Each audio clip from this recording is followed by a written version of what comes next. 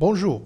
Dans cette vidéo, on va s'intéresser à tout ce qui concerne le tableau d'avancement, le réactif limitant, l'avancement d'une réaction et tout ce qui concerne le suivi d'une réaction lente.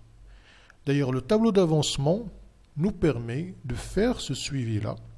Mais attention, le suivi par un tableau d'avancement ne concerne que les réactions lentes. Avant d'aborder le tableau d'avancement, j'aimerais expliquer ce que c'est l'avancement d'une réaction. Alors pour cela, nous allons prendre une réaction de type petit a fois grand A plus petit b fois grand B qui va donner petit c fois grand C plus petit d fois grand D. Les petits a, petit b, petit c et petit d sont les coefficients stoichiométriques relatifs aux éléments grand A, grand B, grand C, grand D.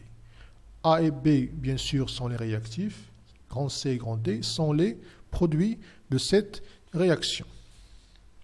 En général, les élèves n'arrivent pas à comprendre pourquoi, à un instant donné, dans notre tableau d'avancement, on peut écrire que, par exemple, Na de T,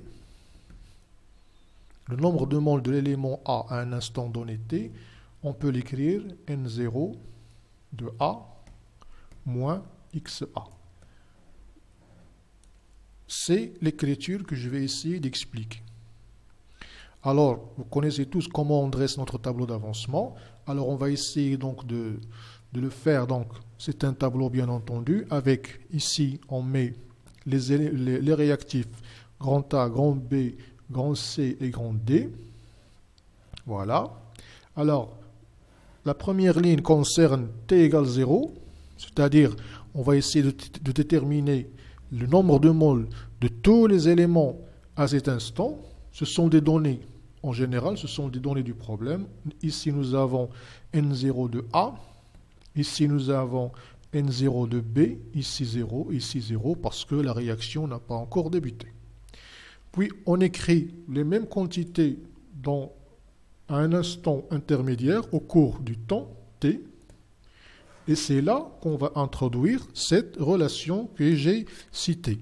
C'est-à-dire, ici, on va écrire N0 de A moins XA, ici, N0 de B moins XB,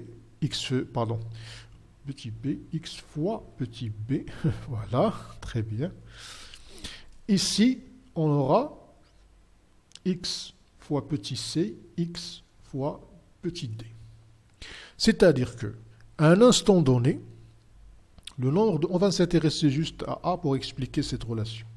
C'est-à-dire, à un instant donné, nous avons que le nombre de moles de l'élément A à un instant t donné serait égal à la valeur initiale, le nombre de moles initial, N0 de A, moins la quantité X fois A. Alors, n'oubliez jamais que X est une quantité en mol. On va expliquer d'où ça vient. Alors, pour cela, l'explication nous ramène à l'explication même, à la définition même de la mole.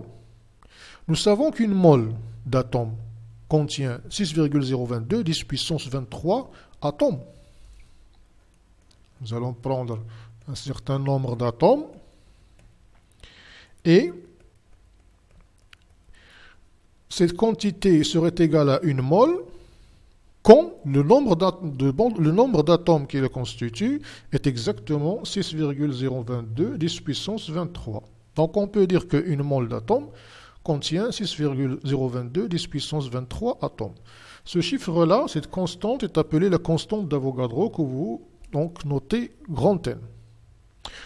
De la même façon, si on peut dire qu'une mole de réaction, c'est en fait 0,22 10 puissance 23 réaction. Réaction chimique, on est d'accord. D'après l'équation de la réaction, ici, d'après l'équation de la réaction, une mole de réaction, elle consomme combien de l'élément A? Alors, une mole de réaction consomme A mol de grand A. Je dis bien, une mole de réaction consomme petit a mol de l'élément A et consomme petit b mol de l'élément B. Mais si on a un certain nombre de moles de réaction, par exemple x mol de réaction consommera combien? Il va consommer bien sûr x fois A de l'élément A. Et donc là, on peut bien sûr comprendre d'où vient l'écriture N de A, Na de T est égal la valeur initiale, enfin la quantité de matière initiale, mais on doit enlever x fois A, qui n'est autre que le nombre de moles de l'élément A consommé après x moles de réaction. Voilà.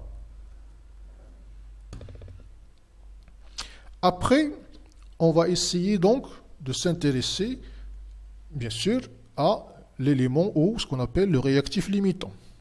Le réactif limitant, ce n'est autre que le réactif, soit A, soit B, qui va disparaître le premier. Alors, comment vous déterminez le réactif limitant? Alors, bon, il y a plusieurs méthodes. La plus simple, c'est de supposer que c'est l'élément A qui est le réactif limitant, et vous écrivez Na de T égale à 0, ce qui vous donne une équation N0 de A moins X. Alors ici, au lieu de X, vous écrivez X max, fois A est égal à 0. Dans cette équation, quel est l'inconnu? L'inconnu, en fait, c'est X max. Et donc, X max égale à petit a, pardon, est égal à N0 de A sur petit a. Et bien sûr, de la même façon, vous allez supposer que c'est l'élément B qui est le réactif limitant, et vous allez avoir X max dans ce cas serait égal à N0 maintenant de B sur petit b. Vous avez deux valeurs de X max. Mais laquelle choisir? Vous choisissez la valeur la plus faible. L'équation qui donne la valeur la plus faible de X max correspond à celle du réactif limitant. Merci.